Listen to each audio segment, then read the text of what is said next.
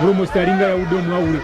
ngudi omusambi kyali Sebutinde ali mu kkala katawane misinde n'afuna support agugabye bulungi nnyo ngudi omusambi Shafika Kande n'aguza free kick y'ekika eky'emmamba free kick y'ekika eky'emmamba bagenda kuguleeta wano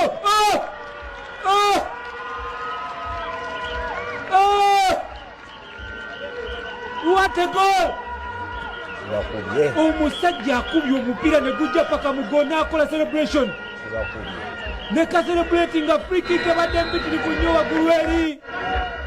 kasajja kagukubye ne gujja Yusufu Nfu Mutalabi we guyise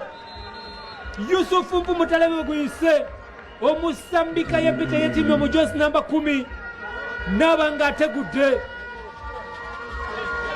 n'abanga akubye goal esooka omusambika ye Peter shot number 10 nga bw'omulaba kikubye free kick ebadde makula mere.